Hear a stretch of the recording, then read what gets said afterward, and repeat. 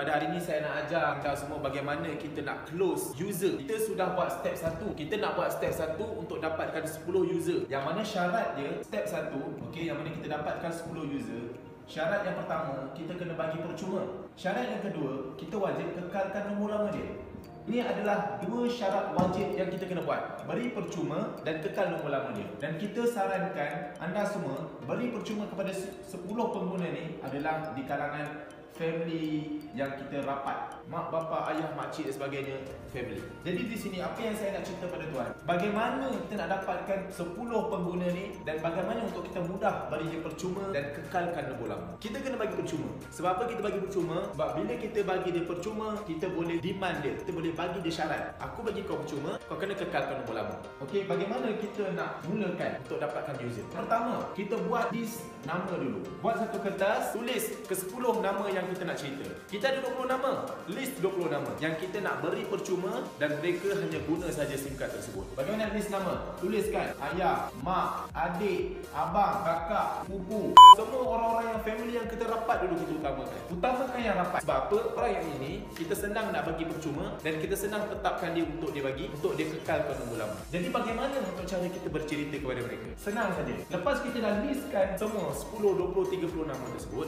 pergi jumpa mereka. Jadi apa dialog yang kita boleh mulakan? Sangat simple. Apa kerja kita pergi datang dekat dia, ambil SIM card. Nah, ini saya bagi SIM card. Ambil, abang bagi percuma saja. Adik kekalkan nombor lama adik pakai SIM card ni. Abang tengah buat bisnes ni. Bila abang dah dapat komisen, abang nak bantu family abang. Jadi adik kena support abang untuk buat bisnes ni. Itu saja. Itu saja ayat yang membuatkan mereka tak perlu fikir banyak. Mereka akan pakai dan kekalkan nombor lama.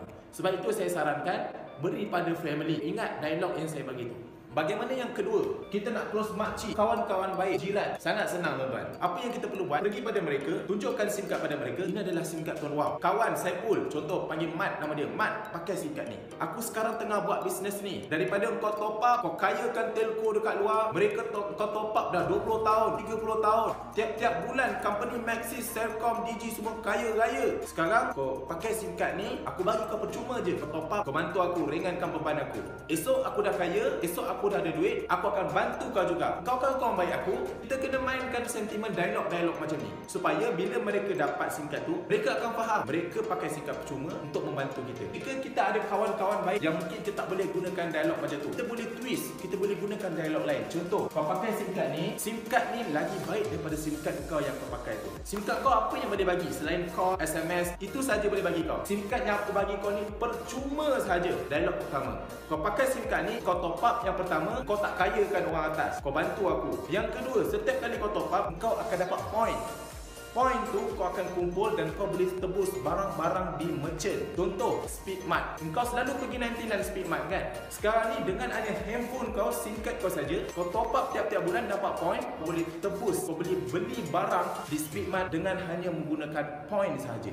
Jadi lepas tu kita tunjukkan dia bagaimana cara nak tebus point, bagaimana cara top up dapat point dan bagaimana kaedah kita nak tebus point. Bila kita tunjukkan depan mata dia kaedah tu, insya-Allah mereka akan terus tukar SIM card. Jadi saya memang cadangkan gunakan dialog-dialog yang saya telah nyatakan untuk tuan-tuan beri percuma SIM card pada mereka dan kekalkan nombor lama. Jadi ini adalah caranya bagaimana dialog dia. Jadi apabila tuan sudah close ke semua 10 orang yang tuan telah cerita, mungkin tuan ada 30 nama, 20 orang reject, 10 orang setuju diberi percuma. Dah dapat 10 orang tu, terus letakkan dalam satu grup WhatsApp. Apa fungsi grup WhatsApp ni? Masukkan 10 orang pengguna tersebut dalam grup WhatsApp ni, tuan boleh beri info pada mereka. Ada perubahan data plan, beri. Ada teknik-teknik cara nak tebus point untuk beli barang-barang di Speedmart yang akan dibuat selepas ni, beri. Apa saja teknik cara langganan data, masukkan dalam grup tu. Jadi grup tu akan memberikan info kepada